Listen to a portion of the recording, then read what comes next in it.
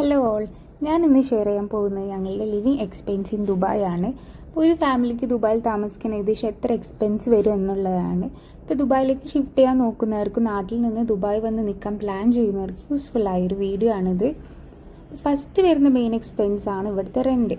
ബാക്കി എമിറേറ്റ്സിനെ കമ്പയർ ചെയ്ത് നോക്കുമ്പോൾ ഇവിടുത്തെ റെൻറ്റ് വളരെ കൂടുതലാണ്. നമ്മൾ എത്ര കുറയ്ക്കാൻ നോക്കിയാലും ഒരു പരിധി കൂടുതൽ കുറഞ്ഞ് നമുക്ക് ഇവിടെ റെൻറ്റ് കിട്ടില്ല.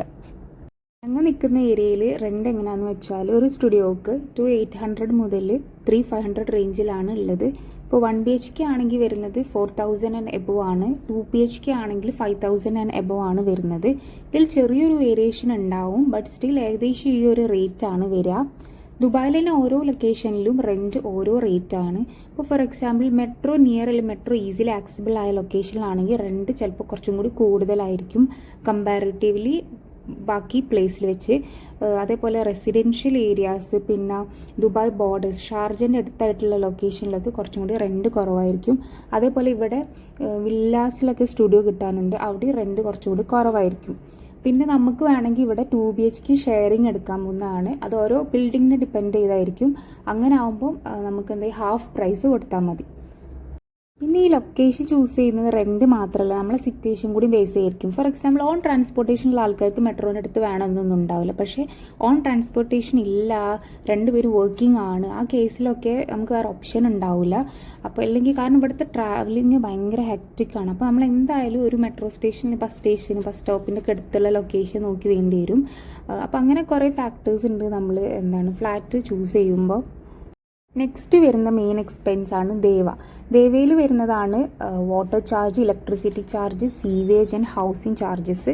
ഞങ്ങൾക്ക് ഒരു മാസത്തിൽ ഏകദേശം അറൗണ്ട് 500 ദിർഹംസ് ആണ് വരിക. പക്ഷേ ഇത് എന്തായാലും വേരി ചെയ്യും. കാരണം ഇപ്പോൾ വിൻ്ററിലാണെങ്കിൽ നമ്മൾ AC യൂസേജ് ഒക്കെ കുറവായിരിക്കും, പകരം സമ്മറിൽ അത് കൂടും. അപ്പോൾ അതിനനുസരിച്ച് നമുക്കിതിൽ വേരിയേഷൻ വരാറുണ്ട്. നെക്സ്റ്റ് വരുന്നതാണ് വൈഫൈ നമുക്ക് വേണമെങ്കിൽ സെൽഫ് എടുക്കുക, അതേപോലെ ഷെയറിങ്ങും ചെയ്യുക അടുത്ത റൂമിനായിട്ട്. ഞങ്ങളിവിടെ ഷെയറിംഗ് ആണ് ചെയ്യുന്നത്, അതുകൊണ്ട് ഞങ്ങൾക്ക് മന്ത്ലി വരുന്നത് 150 ദിർഹംസ് ആണ്. പിന്നെ വരുന്ന ഒരു ഹോം എക്സ്പെൻസ് ആണ് ഡ്രിങ്കിങ് വാട്ടർ നമ്മൾ ക്യാനായിട്ട് എന്തായാലും മേടിക്കണം. ഞങ്ങൾക്ക് യൂഷ്വലി ഒരു 5 to 6 ക്യാൻസ് ആണ് മന്ത്ലി ആകാറുള്ളത്. It cost around 25 to 30 dirhams ആണ്. നെക്സ്റ്റ് വരുന്ന ഒരു ഇമ്പോർട്ടൻറ്റ് എക്സ്പെൻസ് ആണ് ഗ്രോസറി. ഇത് ഫാമിലിയിലുള്ള മെമ്പേഴ്സിന് നമ്മുടെ ഫുഡ് രീതിനൊക്കെ ഡിപ്പെൻഡ് ചെയ്തായിരിക്കും വരിക. ഞങ്ങൾക്ക് യൂഷ്വലി ഇതൊരു 750 to 800 ദിർഹംസ് ആണ് ആകാറുള്ളത്. മേ ബി വെജിറ്റേറിയൻ ആയ ആൾക്കാർക്ക് ഇത് കുറയാൻ ചാൻസ് ഉണ്ട്. അപ്പോൾ ഗ്രോസറി വാങ്ങുമ്പോൾ എപ്പോഴും കൺസിസ്റ്റൻ്റ് ആയി വാങ്ങുന്നതാണ് കുറച്ചും കൂടി നല്ലത്. ഫോർ എക്സാമ്പിൾ എവറി വീക്ക് അല്ലെങ്കിൽ എവറി 2 weeks കൂടുമ്പോൾ ഒക്കെ വാങ്ങുന്നതാവും നല്ലത്. ഇപ്പോൾ നമ്മൾ തീരുന്നതിനനുസരിച്ച് വാങ്ങാൻ നിന്നാൽ എക്സ്പെൻസ് കൂടുന്ന പോലെ എനിക്ക് തോന്നിയിട്ടുണ്ട്. ഇപ്പോൾ ഒരു വീക്ക് 600 ദിർഹംസ് ആണ് വാങ്ങുന്നത്, നെക്സ്റ്റ് വീക്ക് നമ്മൾ വാങ്ങുമ്പോൾ ഏകദേശം ആ ഒരു റേറ്റ് തന്നെ ആയിരിക്കും വരിക. കാരണം സെയിം ഡിഷസ് ആയിരിക്കും നമ്മൾ അങ്ങോട്ടും ഇങ്ങോട്ടും ഉണ്ടാക്കുന്നത്.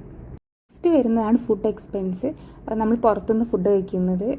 ഞാൻ ഈ പറയുന്ന എല്ലാ എക്സ്പെൻസിലും ആകെ നമ്മളെ കൺട്രോളിൽ നിൽക്കാൻ പറ്റുന്ന ഒരു എക്സ്പെൻസാണ് ഈ ഫുഡ് എക്സ്പെൻസ് എന്ന് പറയുന്നത്. ഇത് വർക്കിംഗ് കപ്പിൾസിന് ചിലപ്പോൾ ഡിഫിക്കൽട്ട് ആവും, കാരണം ഈ തിരക്കിനിടയിൽ ചിലപ്പോൾ അവർക്ക് ഫുഡ് ഉണ്ടാക്കാൻ ടൈം കിട്ടിയില്ലെങ്കിൽ എന്തായാലും ഓർഡർ ചെയ്യേണ്ടി വരും. അധികം പേരും ഇവിടെ വീക്കിലി പുറത്തുനിന്ന് കഴിക്കുന്നതാണ് കണ്ടിട്ടുള്ളത്. ഞങ്ങളും അങ്ങനെ തന്നെയാണ്. യൂഷ്വലി ഞങ്ങൾക്കൊരു 200 to 300 ദിർഹംസ് ആണ് ആകാറുള്ളത്. ഇത് ഓരോരുത്തരുടെ ലൈഫ് സ്റ്റൈലിൽ ഡിപ്പെൻഡ് ചെയ്തായിരിക്കും ഈ ഫുഡ് എക്സ്പെൻസ് വരുന്നത്. നെക്സ്റ്റ് വരുന്നതാണ് പാർക്കിംഗ് എക്സ്പെൻസ്. ഇത് വണ്ടി ഉള്ളവർക്കും ബിൽഡിങ്ങിൽ പാർക്കിംഗ് ഇല്ലാത്തവർക്കും ആണ് ഈ ഒരു എക്സ്പെൻസ് വരിക. അപ്പോൾ പുതിയ ബിൽഡിങ്ങിലൊക്കെ അധികം പാർക്കിംഗ് അവർ പ്രൊവൈഡ് ചെയ്യും, പക്ഷേ കുറേ ബിൽഡിംഗ് ഉണ്ട് ഇവിടെ പാർക്കിംഗ് പ്രൊവൈഡ് ചെയ്യാത്തത്. ഞങ്ങളിവിടെയൊക്കെ എക്സ്ട്രാ പാർക്കിങ്ങിന് 250 to 400 ദിർഹംസ് ആണ് കൊടുക്കേണ്ടത്. ഇതെല്ലാവർക്കും വരുന്ന ഒരു എക്സ്പെൻസ് അല്ല. നെക്സ്റ്റ് വരുന്ന ഒരു വെരി ഇമ്പോർട്ടൻറ്റ് എക്സ്പെൻസ് ആണ് സ്കൂൾ ഫീസ്. ഇപ്പോൾ കുട്ടികളുള്ള ഫാമിലിയൊക്കെ ആണെങ്കിൽ റെൻറ്റ് കഴിഞ്ഞാൽ പിന്നെ ഏറ്റവും വരുന്ന ഹെവി എക്സ്പെൻസ് ആണിത്. ബാക്കി എമിറേറ്റ്സിനെ കമ്പയർ ചെയ്ത് നോക്കുമ്പോൾ ദുബായിൽ ഫീസ് വളരെ കൂടുതലാണ് എനിക്ക് തോന്നിയിട്ടുള്ളത്. ഇപ്പോൾ സ്കൂളിൻ്റെ സ്റ്റാൻഡേർഡ് ഡിറ്റർമിൻ ചെയ്യുന്നത് KHTA റേറ്റിംഗ് ആണ്. അപ്പോൾ ഈ KHTA റേറ്റിംഗ് കൂടുതൽ, അതായത് വെരി ഗുഡ് എക്സലൻ്റ് ഒക്കെ ഉള്ള സ്കൂളിൽ നല്ല ഫീസായിരിക്കും.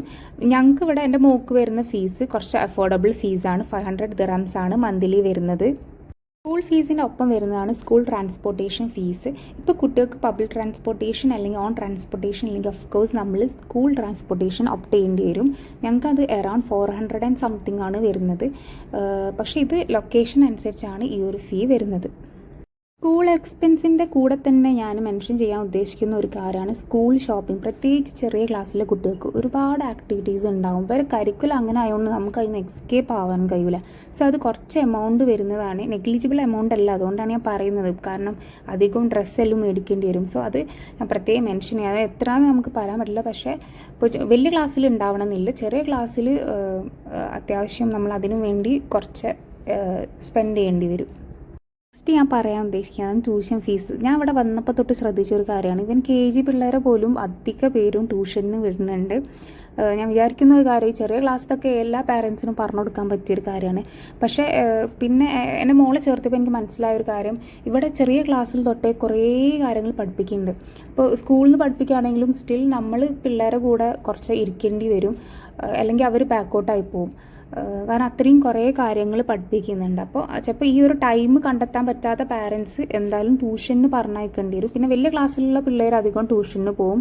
അപ്പോൾ ട്യൂഷന് ഏകദേശം ഇവിടെയൊക്കെ വരുന്നത് 150 to 400 dirhams ആണ്. ഇത് ഓരോ ക്ലാസ്സിനനുസരിച്ചായിരിക്കും ഈ ഒരു എമൗണ്ട് വരുന്നത്. നെക്സ്റ്റ് വരുന്നതാണ് ഇവിടുത്തെ ട്രാൻസ്പോർട്ടേഷൻ. ഇവിടെ വണ്ടി ഉള്ളവർക്ക് അതിൻ്റേതായ എക്സ്പെൻസ് പെട്രോളും കാര്യങ്ങളൊക്കെ ആയിട്ട് വരും.